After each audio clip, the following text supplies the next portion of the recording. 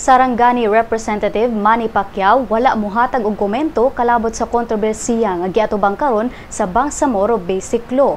Si Pacquiao nitambong isip guest sa panagtigom sa National Bible Celebration sa Northern Mindanao niadtong Sabado. Diin iyang gipaambit ngadto sa katawhan ang iyang kaagi una siya nahimong international boxing champion.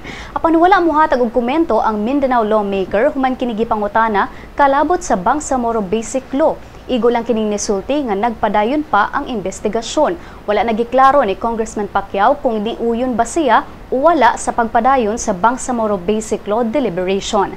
Ang Bangsamoro Basic Law usa ka mekanismo sa national government nga naglaom sa pag-redefine sa autonomiya nga itanyag ngadto sa katawang Bangsamoro aron hulipan ang Autonomous Region in Muslim Mindanao kun ARMM.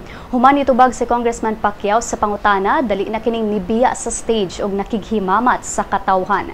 Kahinumdumang sila si Senate Majority Leader Alan Peter Cayetano ug Senator JV Ejercito ni-withdraw na sa ilang suporta sa pagpasar sa Bangsamoro Basic Law human sa nahitabong panagbangi sa Mama Sapano nga gikamatay sa 44 ka mga PNP staff troopers niadtong Enero 25.